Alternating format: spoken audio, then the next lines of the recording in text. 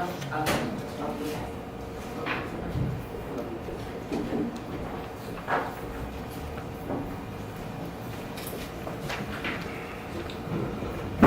their first overnight camping trip on Saturday. I feel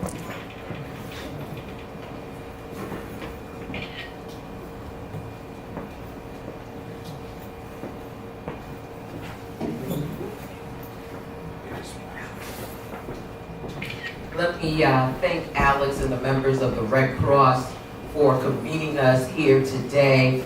I want to also acknowledge Mr. Shimon Hers of the Shalom Senior Center for giving us this venue to meet with the community and to share this information today. I'd like to also acknowledge Rabbi Eli Cohen of the Crown Heights Jewish Community Council and Hanina Sperling, as well as all of you who have taken the time from your busy schedules to come and to receive this presentation today. I'm Congresswoman Yvette D. Clarke, and I represent you in the United States House of Representatives in the 9th Congressional District of New York. Welcome to our emergency preparedness training by the American Red Cross of Greater New York, with the support from Assembly members Diana Richardson, who this is her Assembly District, and Assembly member Jaime Williams. You know, over the summer, I had the privilege of partnering up with John and the team over at the Red Cross to install small smoke alarms in Brooklyn as part of the Red Cross's ongoing Sound the Alarm campaign.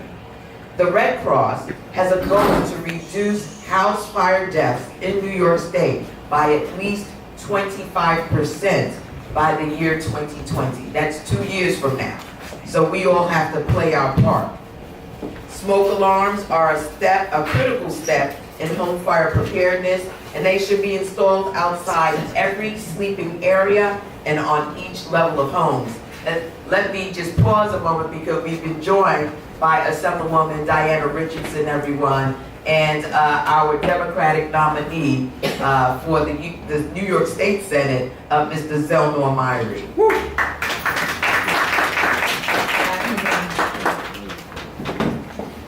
However, in addition to that, it's important that we equip the community with the knowledge that they can to implement their plans overall, and that's what today's presentation will be. It would be remiss if I didn't acknowledge and share with you my heavy-heartedness of the recent attacks that we have seen, particularly in Pittsburgh, in the synagogue where people went to worship. When we've seen this uptick in violent extremism in our nation, it is truly a challenging time for all of us. And in that vein, some of what we can discuss and will discuss today can help us to be prepared for disasters, for emergency circumstances.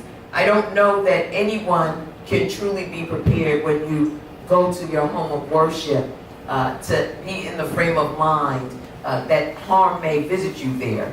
But it's important that we are conscious of things like the exits, various ways in which, you know, we can use our instincts to preserve human life, and I'm sure that we'll have some discussion about that today, but I would be remiss because this has been something that has really been weighing on me, to see so many innocent people's lives taken by deranged individuals who, for whatever reasons, all of which are non-valid, whether it's anti-Semitism or racism, would use an automatic, semi-automatic weapon to take others' lives while they're worshiping. It's really, it's devastating. So I'm proud to be a Brooklynite, born and raised right here in this community, where we're an incredibly diverse borough with a rich history across different neighborhoods, and Crown Heights is really no exception. We have historic buildings, though beautiful, have not been updated to fit the needs of families today. Those buildings are more susceptible to disasters. And we don't oftentimes think about it, but oftentimes there's poor ventilation or a lack of emergency access points, among other things.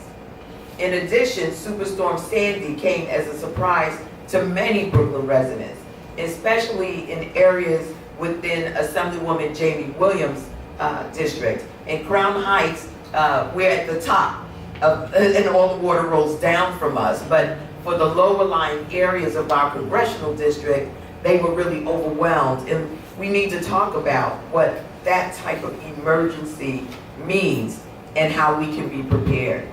That's why emergency preparedness is so very important. So today we'll hear an interactive presentation that will equip you and your families with knowledge to plan, respond, recover from potential disasters. In Congress, we are committed to emergency preparedness across the nation, and I used to serve on the House of Representatives Homeland Security Committee, and this is a significant part of things that we need to do to empower people who live in our communities to be able to not only be of help to themselves and their families, but to the extended community. So for each of you who have come today, you can also help to educate others within the community of what you've learned here today. And because of an uptick in natural disasters right here in the mainland United States, we must be more vigilant than ever to protect ourselves and our families. So I want to thank John Waldman, the Regional Senior Director of Government and Community Relations for the American Red Cross Greater New York region. I want to thank Alex for really being an on-the-ground partner as we went from apartment to apartment to provide many of our families with the equipment they need. The Red Cross, oftentimes, we don't give them the credit that they deserve, but they're on the ground in Pittsburgh right now working with families, and they're on the ground right here in our community giving out the equipment we need so that we can make sure that our families are safe and secure with the alarms that they need, and we're doing the assessment of our households that are required for the ultimate safety. In addition to our long history, we share the values around ensuring that New York City is the safest it can be for future generations.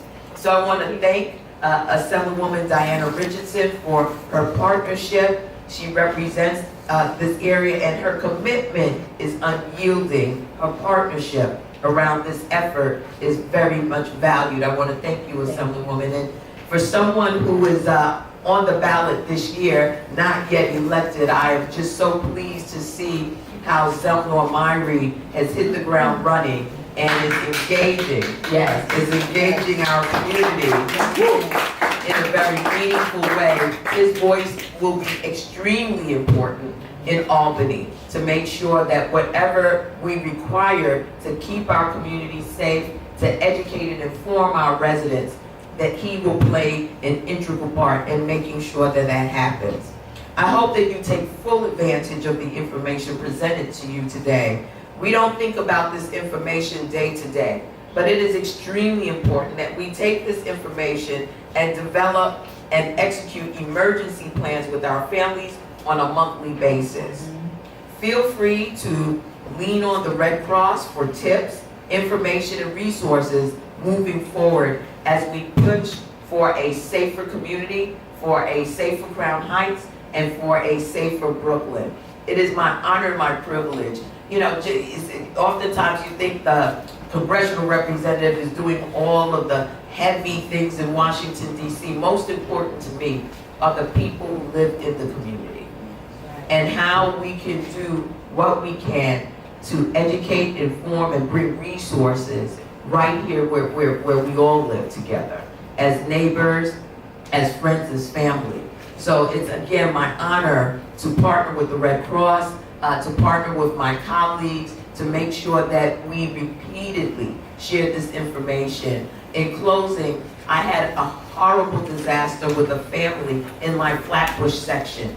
The household caught on fire. There were no smoke detectors, and many members, including children, lost their lives in a very, very tragic occurrence. We don't want to see more tragedies like this in our communities. So let us pay keen attention to the presentation today. Ask whatever questions we may have. No questions are silly questions. All questions help to inform and educate all of us. And from here, we'll pass on the microphone. I don't know if the Assemblywoman, okay. Well, we'll go, Senator, would you like to say a few words? Yeah, I'll say it. Ladies and gentlemen, let me introduce to you our Democratic nominee, a young man who has worked tirelessly on behalf of our community and who I know will do even more in the coming weeks and months. Should we entrust him to that responsibility, the Honorable Zelnor Myrie. So thank you for that generous introduction. I don't want to speak too long. I just wanted to echo my Congresswoman's sentiment on the tragedy that took place yesterday and what has been happening in our community. You know, I think that our Jewish brothers and sisters make up 2% of the United States population, but over 50% of hate crimes that are based on religion. We have a serious problem in our country and in our community, and I think it's important that we have leaders like Congresswoman Clarke and my future colleague in the legislature that stand shoulder by shoulder with our Jewish community. And so I just wanted to express that I will be standing with our community here, and that we will be speaking very loudly and forcefully against any hate crime that is based on religion, because we are living in trying times, and we need leaders that are going to be with our community. So I just wanted to echo the Congresswoman's sentiment on that. I wanted to thank the Red Cross for the work that you're doing right here on the ground with the community. And I also want to have a shout out to Mr. Waldman, who I knew from working on the city council way back in the day. So thank you very much for this opportunity, and I look forward to working for you. Thank you. And now we will hold this over to, give this over to... Oh, sure. Okay. Thank you, A brief photo op, everyone, and then we'll get right into the presentation. If you can avoid it. No problem.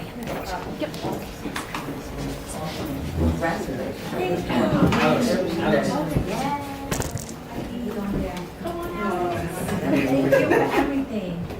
Ready for the second? Wait, one at a time. Okay, Ellie. Wayne.